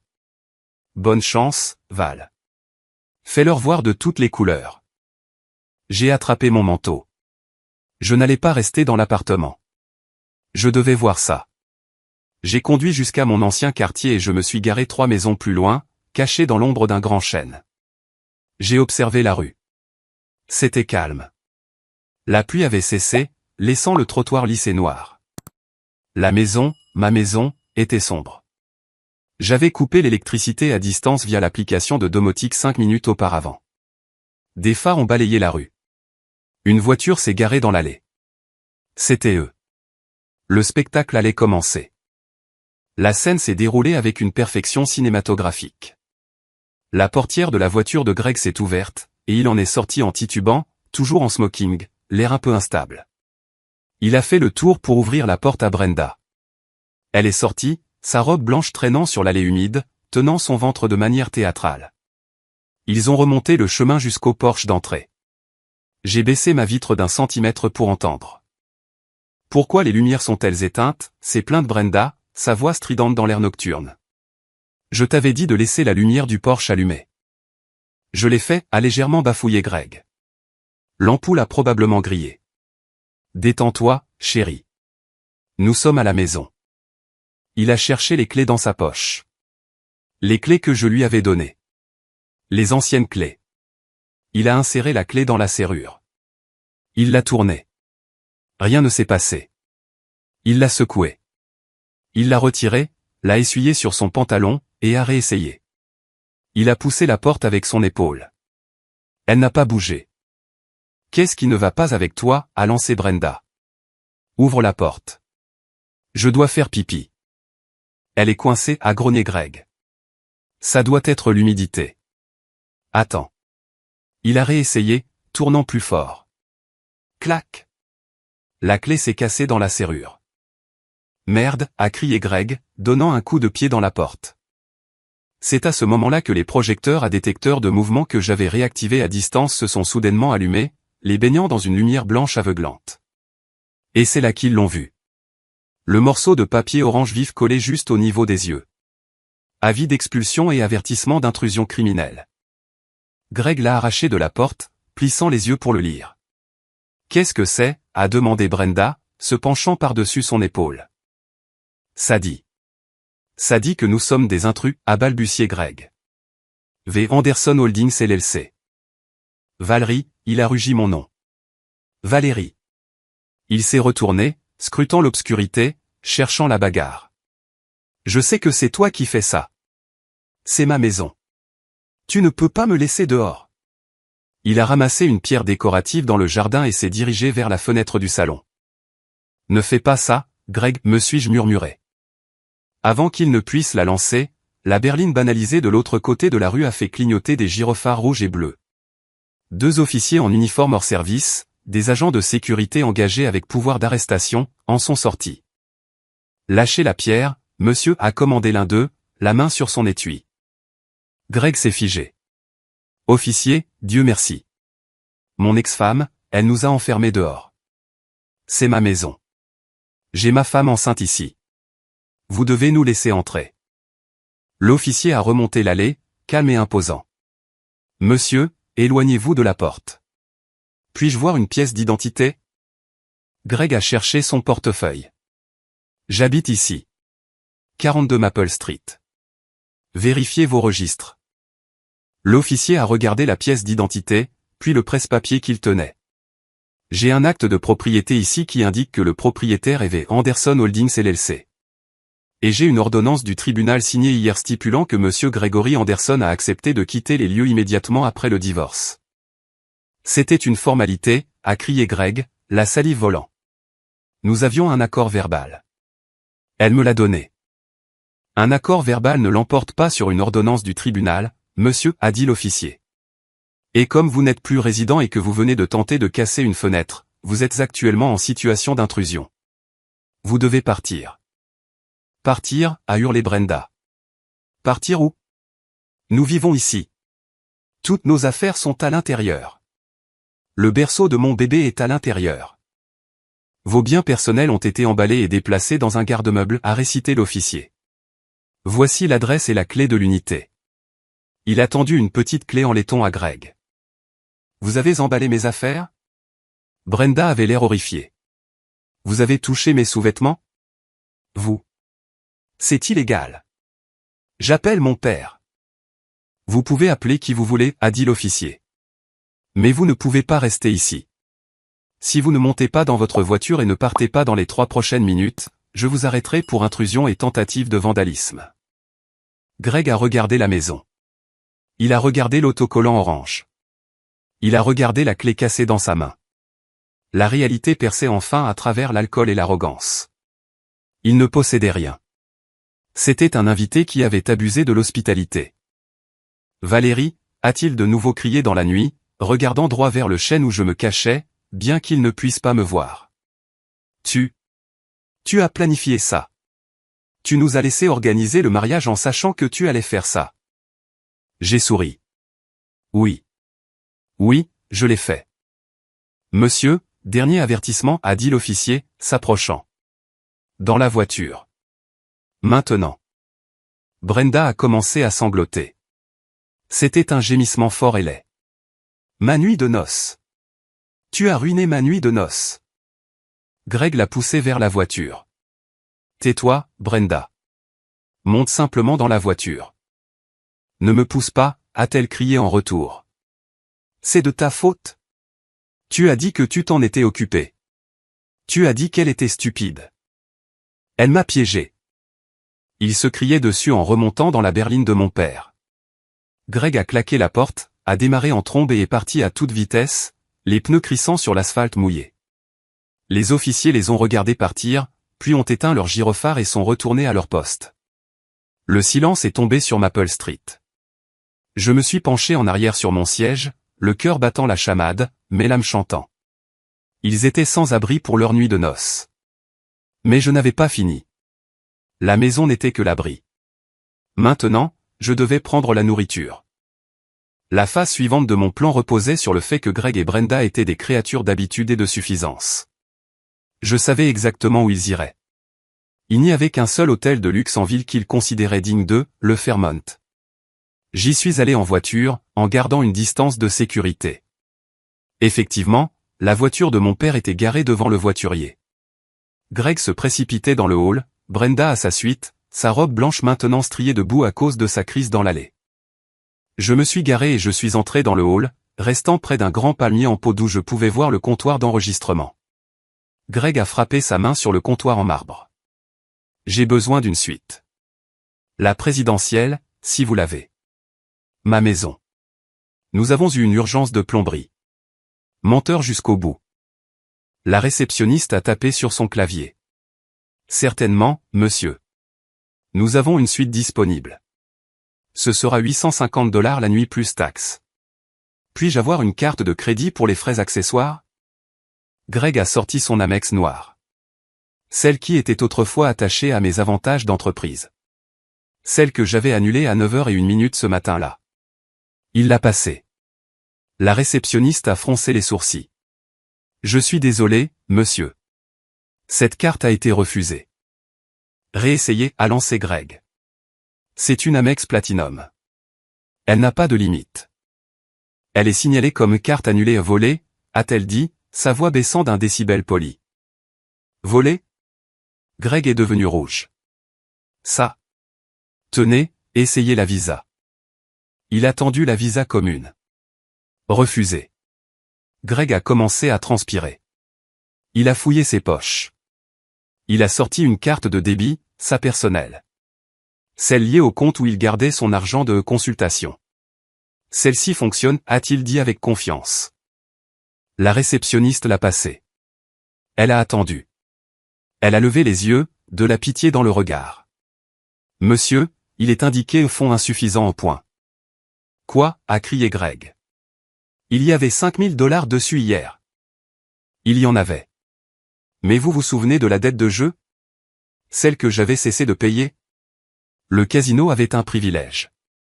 Au moment où la protection commune a été levée par le jugement de divorce, les créanciers se sont précipités et ont saisi son compte personnel. Diane les avait prévenus. Brenda s'est approchée, essuyant ses yeux tachés de mascara. Utilise juste ma carte, Greg. Mon Dieu. Elle a fouillé dans son sac à main et en a sorti une carte. C'était une carte supplémentaire sur mon compte. Madame, cette carte est également invalide, a dit la réceptionniste. Le silence dans le hall était assourdissant. Les gens les regardaient. La mariée à la robe boueuse et le marié sans argent.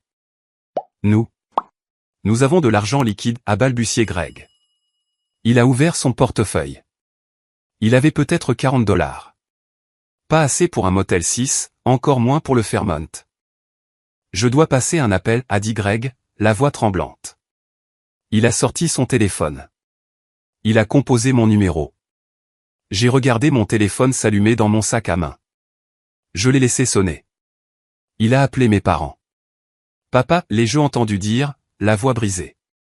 Elle nous a enfermés dehors. Elle a annulé les cartes. Nous sommes au Fairmont.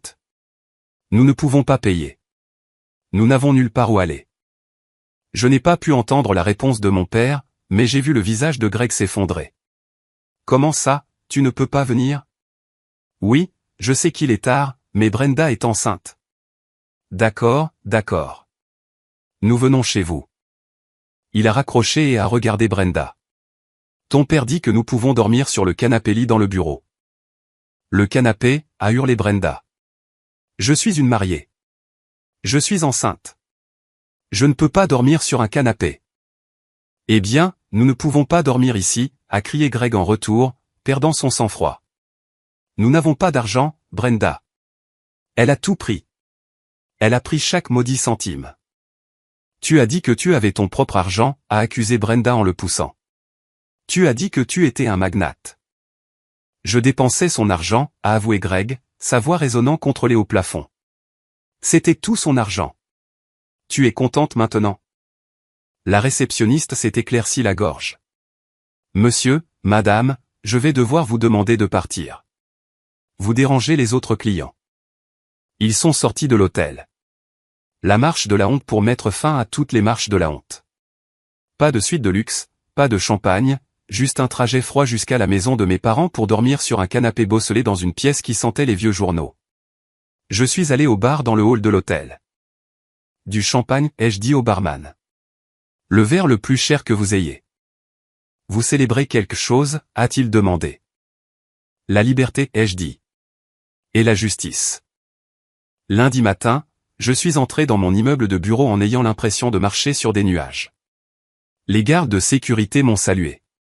Mon assistante, ignorant le drame du week-end, m'a tendu mon café.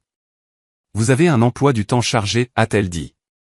Et, votre famille est dans le hall. Ils exigent de vous voir. Envoyez-les dans la salle de conférence B, ai-je dit calmement et j'ai appelé Diane. Dites-lui d'apporter le dossier. Oh, et demandez à monsieur Henderson du service juridique de se joindre à nous. J'ai vérifié mon maquillage. Eyeliner elle est impeccable, rouge à lèvres rouges, tailleur pantalon de pouvoir. Je n'étais plus Valérie la victime. J'étais la PDG de ma vie. Je suis entré dans la salle de conférence B. Ils étaient tous là. Ma mère avait l'air hagard. Mon père furieux. Greg portait les mêmes vêtements qu'hier, l'air sale. Brenda pleurait doucement dans un coin. Monstre, a crié ma mère dès que je suis entré. Comment as-tu pu? Le soir de leur mariage. Je me suis assise à la tête de la table. Veuillez vous asseoir. Nous avons des affaires à discuter. Des affaires? Greg a frappé du poing sur la table. Tu as volé ma maison. Tu as volé mon argent. J'ai récupéré ma propriété, ai-je corrigé. Et j'ai cessé de subventionner votre fraude. Nous allons te poursuivre en justice, a crié mon père. Nous allons dire à tout le monde ce que tu as fait.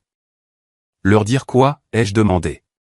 Que j'ai expulsé mon ex-mari d'une maison qu'il ne possédait pas. Que j'ai cessé de payer pour ma sœur adulte. Allez-y. Mais avant de le faire, vous devriez regarder ça. Diane est entrée, suivie de notre conseiller juridique d'entreprise. Elle a posé une épaisse pile de papier sur la table. Ceci, ai-je dit en désignant la pile, est une expertise comptable des 5 dernières années. Greg, tu as détourné plus de 150 000 $ de nos comptes joints pour des jeux d'argent et des cadeaux non autorisés. C'est un crime. Greg est devenu pâle. Et Brenda, j'ai regardé ma sœur. Voici les reçus pour les bijoux, les voyages, les vêtements, tous payés avec de l'argent volé. Aux yeux de la loi, cela fait de toi une complice de fraude. Recel de biens volés. Brenda a cessé de pleurer. Je ne savais pas. L'ignorance n'est pas une défense, a dit Diane sèchement. Maintenant, ai-je continué en me levant. Voici mon offre. Je ne porterai pas plainte contre Greg. Je ne poursuivrai pas Brenda pour la restitution des biens. Je ne vous poursuivrai pas, maman et papa, pour l'argent que je vous ai prêté au fil des ans et que vous avez oublié de rembourser. Mes parents se sont recroquevillés sur leur siège. En échange, ai-je dit, vous signerez un accord de non-divulgation. Vous ne me contacterez plus jamais. Vous ne viendrez plus jamais à mon bureau. Vous ne viendrez plus jamais chez moi. Et toi, ai-je pointé du doigt Greg, tu reconnaîtras que la dette que tu dois au casino et au fisc est la tienne seule. Le fisc, a couiné Greg. Oh, oui, ai-je souri. J'ai déposé une demande de décharge du conjoint innocent ce matin. Le fisc sait que tu n'as pas déclaré ses revenus de jeu. Ils te contacteront. Greg a mis sa tête dans ses mains. Il était fini. Tu nous détruis, a murmuré ma mère. Nous sommes une famille. Non, ai-je dit, ma voix dure comme l'acier. Vous étiez des parasites. J'étais l'hôte. Je ne fais que guérir l'infection. Et le bébé, a gémi Brenda. Ton neveu. Il a besoin d'un foyer. J'ai regardé Brenda. J'ai regardé son ventre. Et j'ai joué ma dernière carte. Celle que j'avais gardée. À propos de ce bébé, ai-je dit en sortant une dernière feuille de papier du dossier. Greg, tu te souviens quand nous avons essayé la FIV? Tu as refusé de te faire tester. Greg a levé les yeux, confus. Et alors? Alors, j'ai demandé au médecin de faire un test sur l'échantillon que tu avais donné pour le kit maison que nous avions essayé en premier. J'ai trouvé les résultats dans ton bureau. Tu les avais cachés. Je lui ai fait glisser le papier. Tu as une condition génétique, Greg. L'azoospermie. Tu as un nombre de spermatozoïdes nul. Tu es stérile. La pièce est devenue complètement silencieuse. On pouvait entendre le bourdonnement de la climatisation. Greg a regardé le papier. Puis il a regardé Brenda. Le visage de Brenda a perdu toute couleur. Elle ressemblait à un fantôme. Brenda, la voix de Greg était un murmure dangereux. Brenda, c'est le bébé de qui? Je a balbutié Brenda. Le test est faux. Valérie l'a falsifié. Il vient de la clinique, Greg, ai-je dit. Appelle-les. Greg s'est levé. La prise de conscience l'a submergé. Il avait fait exploser sa vie, perdu sa femme riche, perdu sa maison et s'était endetté pour un bébé qui n'était pas le sien. Qui est-ce? A rugi Greg, saisissant le bras de Brenda. C'était juste une fois, a crié Brenda. Avec le coach? Ça ne voulait rien dire. J'avais besoin que tu m'épouses. J'avais besoin de la sécurité. Tu m'as piégé, a crié Greg. Tu as ruiné ma vie pour un enfant bâtard. Il s'est jeté sur elle. Les gardes de sécurité sont intervenus immédiatement, le maîtrisant. Faites-les sortir, ai-je dit aux gardes. Tous. Alors qu'ils étaient traînés dehors, Greg criant des obscénités, Brenda gémissant, mes parents ayant l'air vieux et vaincus, je n'ai rien ressenti. Pas de joie, pas de tristesse, juste le silence. Le silence d'une ardoise vierge. La révélation sur le bébé fut la bombe nucléaire qui a vaporisé ce qui restait de leur alliance. Je n'ai eu besoin de rien faire d'autre. J'ai juste observé les retombées à distance de sécurité. Greg a été arrêté pour agression ce jour-là dans mon bureau. Il a passé la nuit en prison. Quand il est sorti, il n'avait nulle part où aller. Mes parents ont refusé de le laisser revenir. Après tout, il n'était plus le père de leur petit enfant. Il n'était qu'un homme fauché et violent qui les avait humiliés. La vie de Brenda a implosé.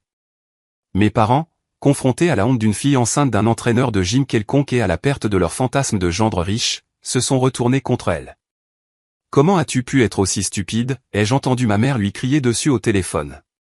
Sarah avait mis la maison sur écoute. Je plaisante. C'était encore le cousin Mike avec les mises à jour. Tu avais la poule aux œufs d'or et tu l'as tuée. Il ne se souciait pas de la moralité. Il se souciait de l'échec de l'arnaque.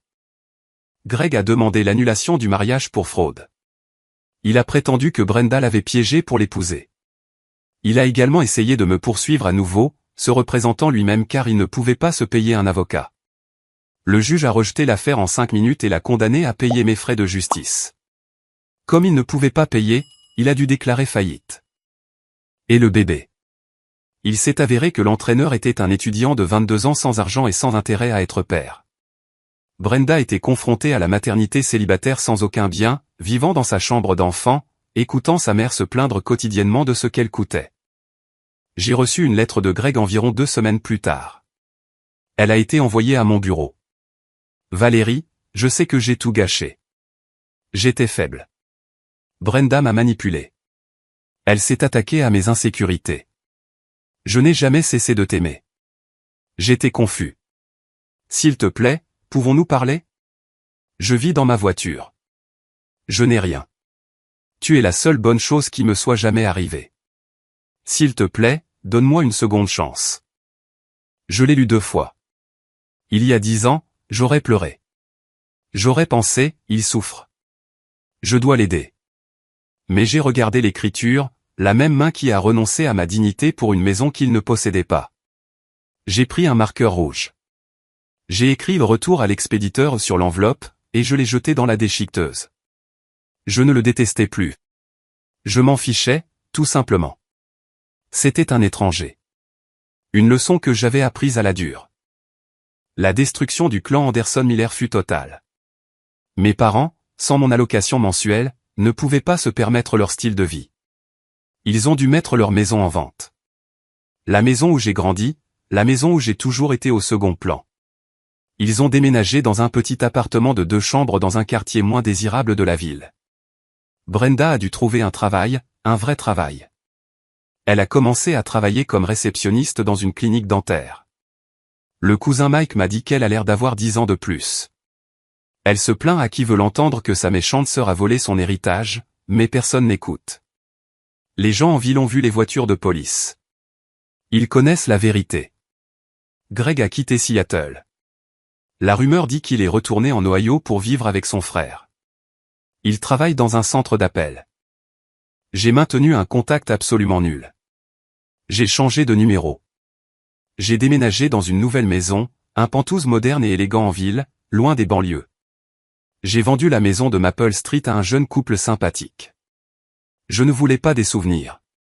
Un après-midi pluvieux, 6 mois plus tard, j'ai croisé ma mère à l'épicerie. C'était inévitable dans une ville, je suppose. Elle avait l'air fragile. Ses cheveux n'étaient pas teints de son blond parfait habituel. Le gris se voyait. Elle m'a vu et a arrêté son chariot. Valérie, a-t-elle dit. Sa voix a vacillé. Je me suis arrêté. Je n'ai pas fui. J'ai tenu bon. Bonjour, Joyce. Pas maman. Joyce. Tu nous manques, a-t-elle dit, les larmes lui montant aux yeux. Ton père, il ne va pas bien. Son cœur. Nous aurions besoin d'aide. La voilà. L'hameçon, la culpabilité, son cœur. De l'aide. J'ai regardé cette femme qui m'avait dit de donner mon mari à ma sœur, qui m'avait traité David, qui ne m'avait apprécié que tant que j'étais utile. Je suis désolé d'entendre ça, ai-je dit poliment. L'assurance maladie couvre les problèmes cardiaques. Vous devriez les appeler.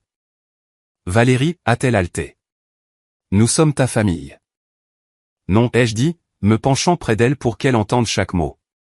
Vous avez fait votre choix. Vous avez choisi Brenda. Vous avez choisi le mensonge.